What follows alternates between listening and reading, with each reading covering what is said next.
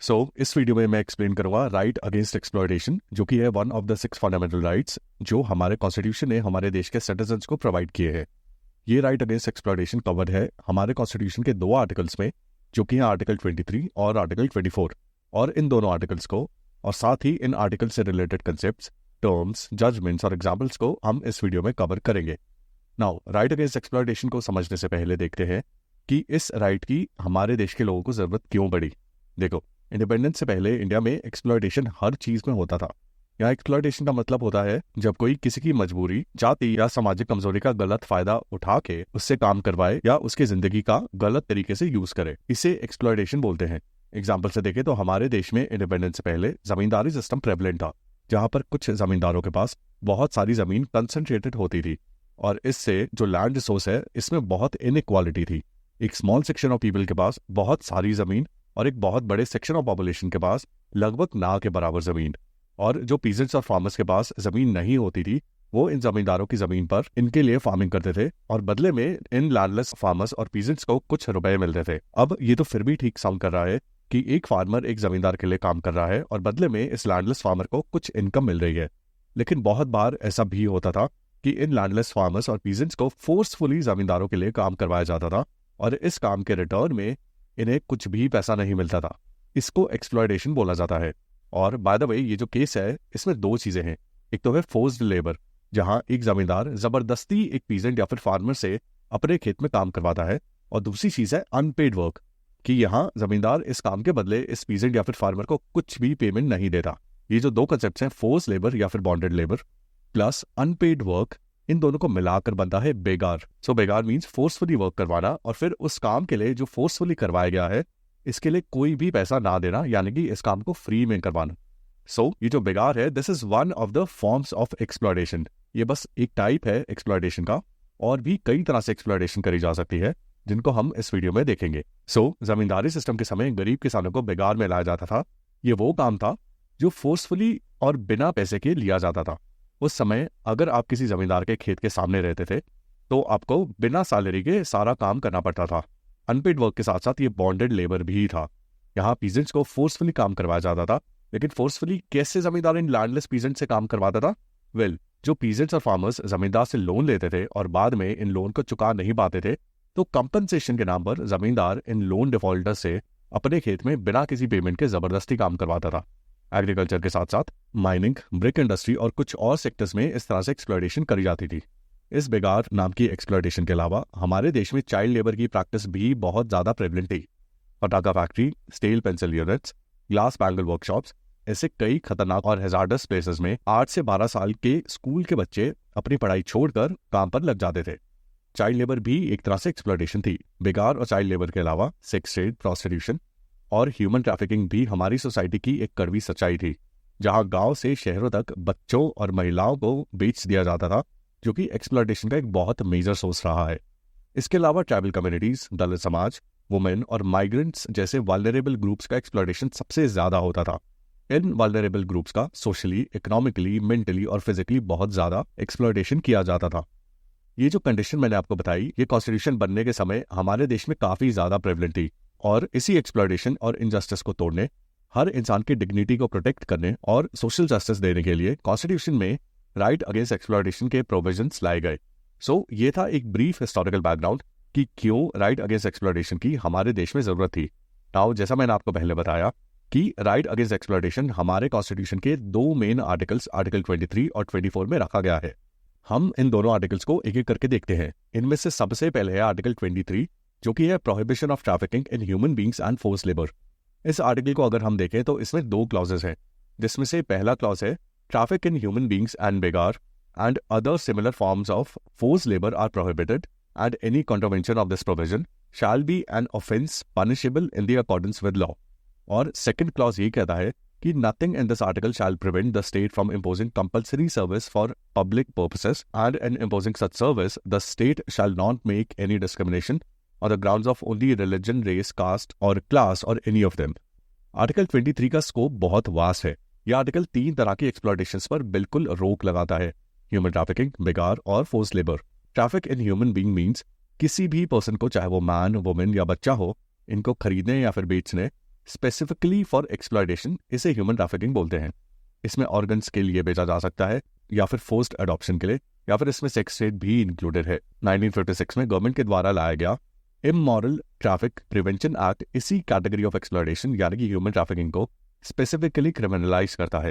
Human trafficking के अलावा बेगार, bonded labour या फिर फोर्स लेबर की एक्सप्लॉयटेशन के अगेंस्ट भी ये आर्टिकल हमें राइट्स दे रहा है। और ये टर्म्स फोर्स्ड या फिर बॉन्डेड लेबर और बेगार ये मैं आपको पहले समझा चुका हूँ।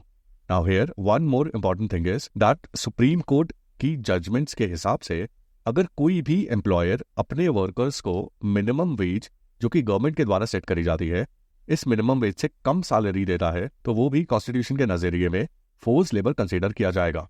सो मिनिमम वेज से कम सैलरी देना भी एक्सप्लॉयटेशन कंसिडर किया जाएगा।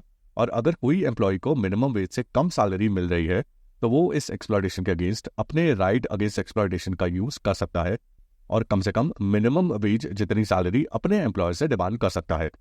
अब जहां तक इस आर्टिकल की एप्लीकेबिलिटी की बात है तो ये आर्टिकल 23 सिर्फ गवर्नमेंट पर नहीं बल्कि सभी प्राइवेट इंडिविजुअल्स, कंपनीज और कॉन्ट्रैक्टर्स पर इक्वली लागू होता है। और ये राइट सिर्फ इंडिया के सिटीजन्स के पास नहीं है बल्कि उन लोगों के पास भी है जो कि इंडिया में रह रहे हैं और इंडियन सिटीजन्स नहीं है। जैसे कि फॉर एग्जाम्पल एक थाईलैंड का सिटीजन इंडिया में किसी कंपनी में कुछ महीनों के लिए काम करने के लिए आता है तो उसे भी ये राइट प्रोवाइडेड है। नाउ अगर कोई पर्सन या इंस्टीट्यूशन आर्टिकल 23 को वायलेट करता है यानी कि ह्यूमन ट्रैफिकिंग, फोर्स लेबर या फिर बेगार को प्रैक्टिस करता है तो उसको कोर्ट में ले जाया जा सकता है और कोर्ट्स के द्वारा गिल्टी डिक्लेयर करने पर इम्प्रिजनमेंट या फिर फाइन या फिर दोनों एज अ पनिशमेंट उस पर लगाए जा सकते हैं। इस आर्टिकल में एक एक्सेप्शन है जो कि है कंपल्सरी सर्विस की। आर्टिकल 23 क्लॉज 2 के जरिए स्टेट या फिर गवर्नमेंट कुछ सिचुएशंस में लोगों के ऊपर कंपल्सरी सर्विस लगा सकती है और इन सिचुएशंस में इंक्लूडेड है नेशनल डिजास्टर, मिलिट्री कंस्क्रिप्शन या पब्लिक हेल्थ इमरजेंसी। और क्योंकि ये कंपल्सरी सर्विस है तो लोगों को ये करना ही पड़ेगा। लेकिन क्योंकि ये एक एक्सेप्शन है अंडर दिस आर्टिकल इसलिए इसे फोर्स लेबर के अंडर नहीं कंसिडर किया जा सकता।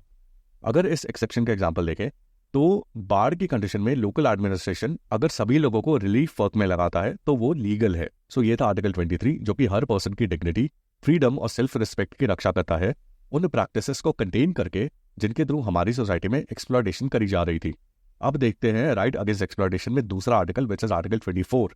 जहां आर्टिकल 23 डील करता है ह्यूमन ट्रैफिकिंग, फोर्स लेबर और बेगार से, वहीं आर्टिकल 24 डील करता है एक और एक्सप्लॉयटेशन की फॉर्म से जो कि है child labour. Article 24 child labour को प्रोहिबिट यानी कि बैन करता है। इस आर्टिकल की अगर हम वर्डिंग्स देखें तो ये आर्टिकल कहता है कि no child below the age of 14 years shall be employed to work in any factory or mine or engaged in any other hazardous employment। Article 24 का पर्पस ये है कि 14 साल से कम के बच्चों को उनके बचपन, पढ़ाई और डेवलपमेंट से स्ट्रिप ना किया जाए, स्पेशली उन इंडस्ट्रीज, फैक्ट्रीज, माइनिंग और हैजार्डस ऑक्यूपेशंस में काम करवा कर जहां उनकी हेल्थ, सेफ्टी और लाइफ डेंजर में पड़ सकती है। यहाँ हैजार्डस ऑक्यूपेशन का मीनिंग ये है कि ऐसे काम जो फिजिकली, मेंटली या इमोशनली बच्चे के फ्यूचर के लिए खतरे का कारण हो सकते हैं, जैसे केमिकल्स का exposure, explosives, gas bangle making, matchstick units etcetera. Slum areas में चाइल्ड रैग पिकर्स जो डेंजरस वेस्ट हैंडल करते हैं ये भी हैजार्डस कैटेगरी में आता है। सो इस तरह के डेंजरस काम को हैजार्डस ऑक्यूपेशन में कैटेगराइज किया जाता है। अगर इस आर्टिकल के वायलेशन का हम एग्जांपल देखें तो सपोज किसी कम्युनिटी में 10 से 12 साल के बच्चे पटाखा फैक्ट्री या फिर माइनिंग साइट पर काम करते हुए पाए जाते हैं तो वो डायरेक्ट वायलेशन है आर्टिकल 24 का। चाइल्ड लेबर की प्रैक्टिस से डील करने के लिए इस फंडामेंटल राइट के अलावा गवर्नमेंट कुछ लॉज भी लेकर आई है, जैसे कि फैक्ट्रीज एक्ट 1948 जिसके अकॉर्डिंग 14 साल से कम के बच्चों को कोई भी फैक्ट्री में एम्प्लॉयमेंट देना मना है। माइंस एक्ट 1952 जिसमें 18 साल से कम किसी को माइंस में काम पर नहीं रखा जा सकता, और child labour prohibition and regulation act of 1986 जिसके अकॉर्डिंग बच्चों की एम्प्लॉयमेंट हैजार्डस इंडस्ट्रीज में पूरी तरह से बैंड है। और इस एक्ट के थ्रू एक शेड्यूल बनाया गया है कि कौन कौन से काम हैजार्डस ऑक्यूपेशन के अंडर कंसिडर किए जा सकते हैं। नाउ यहाँ एक इंपॉर्टेंट पॉइंट ये है कि सिर्फ फैक्ट्रीज या माइंस ही नहीं बल्कि cleaning, chemical mixing, street vending, dhabas, domestic help, rag picking, किसी भी जॉब में हैजार्डस या एक्सप्लॉयटेटिव कंडीशंस में बच्चे मिलते हैं तो वो आर्टिकल 24 का वायलेशन कंसिडर किया जाएगा। नाउ सुप्रीम कोर्ट ने इस आर्टिकल को स्ट्रिक्टली एनफोर्स करने के लिए रिपीटेडली गवर्नमेंट को डायरेक्टिव दिए हैं कि unorganised sector, domestic work, street jobs सब में बच्चों की सेफ्टी इंश्योर हो। और आर्टिकल 24 की एनफोर्समेंट की वजह से करोर्स ऑफ चिल्ड्रन अब स्कूल्स, एजुकेशन और प्लेग्राउंड की तरफ वापस लाए जा सकते हैं। यह आर्टिकल चाइल्ड लेबर को बैन करके सिर्फ बच्चों के राइट की बात ही नहीं करता बल्कि पूरी सोसाइटी के फ्यूचर को सिक्योर करता है। इसलिए आर्टिकल 24 सिर्फ एक कॉन्स्टिट्यूशनल प्रोविजन नहीं बल्कि एक सोशल जस्टिस का कमिटमेंट है जो हर बच्चे को सेफ, सिक्योर और डिग्निफाइड बचपन का वादा करता है। ये था आर्टिकल 24 जो कि डील करता है एक्सप्लॉयटेशन के एक इंपॉर्टेंट एस्पेक्ट से, विच इज चाइल्ड लेबर। अब ये right against exploitation special focus में लाता है हमारी सोसाइटी के सबसे वल्नरेबल ग्रुप्स को, जिसमें आते हैं women, children, schedule caste, schedule tribes, migrants, urban poor और डिसेबल्ड पर्सन्स। फॉर एग्जाम्पल, जहाँ तक वुमेन की बात है तो वुमेन का हिस्टोरिकल एक्सप्लॉयटेशन, डोमेस्टिक वर्क या फिर फोर्स मैरिजेस एक्सेट्रा के जरिए बहुत ज़्यादा होता था। ये राइट अगेंस्ट एक्सप्लॉयटेशन वुमेन को ट्रैफिकिंग और बाकी और एक्सप्लॉयटेशन के एस्पेक्ट से बचाता है। जहाँ तक चिल्ड्रन की बात है तो बच्चे सबसे वल्नरेबल हैं, क्योंकि जब उन्हें हैजार्डस कामों में लगाया जाता है तब उनकी फिजिकल, मेंटल, एजुकेशनल ग्रोथ पर डायरेक्ट इफेक्ट होता है। ये राइट बच्चों को फैक्ट्रीज, माइंस, डोमेस्टिक वर्क और इलिसिट एक्टिविटीज जैसे स्पेस से बचाता है। साथ ही में शेड्यूल कास्ट और शेड्यूल ट्राइब कम्युनिटीज भी हिस्टोरिकली बॉन्डेड लेबर और बेगार जैसी एक्सप्लॉयटेशन से पीड़ित रही हैं। शेड्यूल कास्ट और शेड्यूल ट्राइब को discrimination, manual scavenging, force labour जैसी प्रैक्टिसेस से लीगली प्रोटेक्ट करना इस राइट का एम है। अब वहीं अर्बन स्लम्स, फुटपाथ ड्वेलर्स या सीजनल माइग्रेंट्स को अक्सर सस्ता और आसान लेबर समझ के एक्सप्लॉइट किया जाता है। कॉन्ट्रैक्टर्स उन्हें मिनिमम वेज ना देकर बिना कॉन्ट्रैक्ट के हैजार्डस इंडस्ट्रीज या कंस्ट्रक्शन साइट्स पर लगा देते हैं। आर्टिकल 23 और 24 इन वल्नरेबल पॉपुलेशन को लीगल और सोशल प्रोटेक्शन दे रहा है।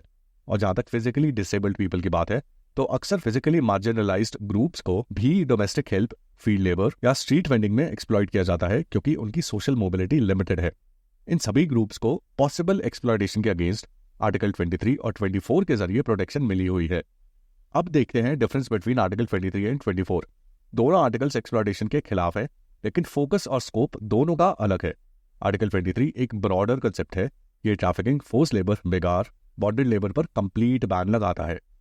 ये राइट सभी इंडिविजुअल्स को मिलता है, सिटीजन्स हो या फिर नॉन सिटीजन्स, और ये हर तरह के एक्सप्लॉयटेशन को टारगेट करता है, चाहे वो कोई भी इंडस्ट्री या फिर सेक्टर में हो। वहीं दूसरी तरफ आर्टिकल 24 स्ट्रिक्टली चिल्ड्रन की प्रोटेक्शन के लिए बना है। स्पेसिफिकली 14 साल से कम के बच्चों को हैजार्डस इंडस्ट्रीज, फैक्ट्रीज, माइनिंग और अनसेफ एम्प्लॉयमेंट से दूर रखने से डील करता है। यहाँ पर्पस ये है कि चाइल्ड लेबर की प्रैक्टिस बंद हो, ताकि बच्चों की फिजिकल, मेंटल और सोशल डेवलपमेंट हो सके। सो हम ये कह सकते हैं कि आर्टिकल 23 हर इंसान के डिग्निटी की प्रोटेक्शन करता है, जबकि आर्टिकल 24 का फोकस सिर्फ बच्चों को अनसेफ और डेंजरस कामों से बचाना है। नाउ कुछ लॉज देखते हैं जो राइट अगेंस्ट एक्सप्लॉयटेशन को ग्राउंड लेवल पर एनफोर्स करने के लिए बनाए गए हैं। इनमें आते हैं immoral traffic prevention act of 1956, जो कि सेक्स ट्रेड और ह्यूमन ट्रैफिकिंग पर रोक लगाता है। दूसरा है bonded labour system abolition act of 1976, जो कि बॉन्डेड या फिर फोर्स लेबर को पनिश करता है और साथ में सर्वाइवर्स को रिहैबिलिटेशन और कंपनसेशन भी प्रोवाइड करता है। नेक्स्ट है मिनिमम वेजेस एक्ट ऑफ 1948, जो कि एम्प्लॉयज को फेयर वेज देने के लिए मजबूर करता है ताकि फोर्स लेबर ना हो। और child labour prohibition and regulation act of 1986, जो कि हैजार्डस चाइल्ड लेबर को रोकने और वर्किंग कंडीशन को रेगुलेट करने का काम करता है। नाउ इस राइट से रिलेटेड दो इंपॉर्टेंट केसेस है जो कि हमें देखने चाहिए। इनमें से पहला है Sanjeet Roy versus state of Rajasthan. यहाँ पर राजस्थान सरकार ने फेमाइन रिलीफ वर्कर्स को मिनिमम वेजेस से कम पेमेंट दी थी। नोट ये करना कि इस केस से पहले तक मिनिमम वेजेस से कम पेमेंट देना एक्सप्लॉयटेशन कंसिडर नहीं किया जाता था, लेकिन सुप्रीम कोर्ट ने इस केस में यह जजमेंट दिया कि मिनिमम वेजेस से कम वेज देना भी एक तरह का एक्सप्लॉयटेशन है और आर्टिकल 23 का वायलेशन है। कोर्ट ने इस बात पर जोर दिया कि चाहे सरकार हो या फिर प्राइवेट इंडिविजुअल, कोई किसी मजबूर इंसान को मिनिमम वेज से कम पेमेंट नहीं दे सकता। सेकंड केस है People's Union of Democratic Rights versus Union of India. इस लैंडमार्क केस में सुप्रीम कोर्ट को Delhi Asiad games construction labour के एक्सप्लॉयटेशन पर सवाल पूछा गया। कोर्ट ने डिक्लेयर किया कि अगर किसी काम को मजबूरी, धमकी या प्रेशर में कम वेजेस के साथ करवाया जाता है तो वो फोर्स लेबर है, इवन में पैसा दिया जा रहा हो, यानी कि इवन इफ वो अनपेड वर्क ना भी हो। अब देखते हैं इस राइट अगेंस्ट एक्सप्लॉयटेशन का सिग्निफिकेंस।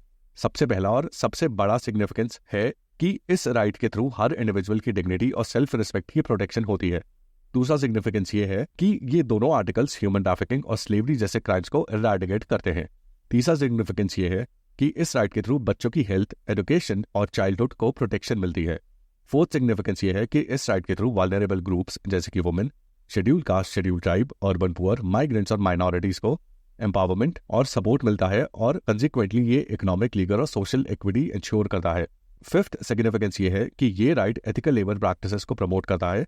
इस राइट और इससे रिलेटेड लॉस की वजह से एम्प्लॉयर्स को फेयर वेज और सेफ वर्किंग कंडीशंस प्रोवाइड करनी पड़ती है, जो लॉन्ग टर्म में सोशल जस्टिस और इंक्लूसिव ग्रोथ को भी बढ़ावा देता है। इस राइट के सिग्निफिकेंस के बाद देखते हैं इससे रिलेटेड कुछ चैलेंजेस को जो कि इसकी इम्प्लीमेंटेशन में आते हैं। भले ही ये राइट एक फंडामेंटल राइट है और इससे रिलेटेड लॉज काफ़ी स्ट्रांग है, लेकिन ग्राउंड लेवल पर इम्प्लीमेंटेशन में कई चैलेंजेस होते हैं, जिनमें से पहला है लोगों में इस राइट को लेकर अवेयरनेस की कमी। ग्राम और छोटे कस्बों के लोग कॉन्स्टिट्यूशन के बेसिक राइट्स के बारे में अवेयर नहीं होते और कॉन्ट्रैक्टर्स इस लैक ऑफ अवेयरनेस का फायदा उठाते हैं और इन लोगों को एक्सप्लॉइट करते हैं। सेकेंड है करप्शन इन एनफोर्समेंट। बहुत बार पुलिस, लेबर इंस्पेक्टर्स और अथॉरिटीज ब्राइब लेकर एक्सप्लॉइटेशन की कंप्लेंट्स इग्नोर करते हैं। थर्ड चैलेंज है पॉवर्टी एंड अनएम्प्लॉयमेंट। पॉवर्टी की वजह से कई पेरेंट्स खुद चिल्ड्रन को मजबूरी में वर्क पर भेजते हैं, इवन इफ वो बच्चों को पढ़ाना चाहते हैं, लेकिन उन्हें पढ़ाई छुड़वा कर काम पे भेजना पड़ता है घर में एक एक्स्ट्रा इनकम लाने के लिए। फोर्थ चैलेंज है social acceptance of bonded labour. कई रूरल पॉकेट्स में बॉन्डेज एक एक्सेप्टेड नॉर्म है, सो लोग इसे एक्सेप्ट करते हैं विदाउट कंप्लेनिंग। फिफ्थ चैलेंज है lack of rehabilitation mechanisms. Rescue के बाद बॉन्डेड लेबर या फिर ट्रैफिकिंग विक्टिम्स को प्रॉपर रिहैबिलिटेशन नहीं मिलता है, जैसे कि एजुकेशन, स्किल डेवलपमेंट या mental health support. Without this वो फिर से एक्सप्लॉयटेशन का शिकार बन जाते हैं। सिक्स्थ चैलेंज है फ्रेगमेंटेड इम्प्लीमेंटेशन। हर स्टेट में लॉ एनफोर्समेंट और मॉनिटरिंग का स्टैंडर्ड अलग है। कुछ जगह बेटर इम्प्लीमेंटेशन है तो कहीं पर बहुत पुअर इम्प्लीमेंटेशन है, तो इससे रिजल्ट्स भी हमें अलग जगह पर अलग देखने को मिलते हैं। सो ये थे इस राइट अगेंस्ट एक्सप्लॉयटेशन से रिलेटेड कुछ चैलेंजेस। सो राइट अगेंस्ट एक्सप्लॉयटेशन हमारे कॉन्स्टिट्यूशन का एक अनपैरेलल्ड प्रोविजन है जो हर इंसान की डिग्निटी, फ्रीडम और सिक्योरिटी को प्रोटेक्ट करता है, चाहे वो बच्चे हों, women, scheduled caste, scheduled tribe, migrants या फिर कोई और वल्नरेबल सेक्शन। हर किसी को ये कॉन्स्टिट्यूशनल प्रोटेक्शन देता है। लेकिन ग्राउंड पर सक्सेस तभी आएगी जब गवर्नमेंट, सिविल सोसाइटी और सभी लोग मिलकर अवेयरनेस, एजुकेशन और स्ट्रॉन्ग इम्प्लीमेंटेशन की तरफ काम करेंगे। सो ये था टॉपिक राइट अगेंस्ट एक्सप्लॉयटेशन का। I hope you like the video. Follow for more.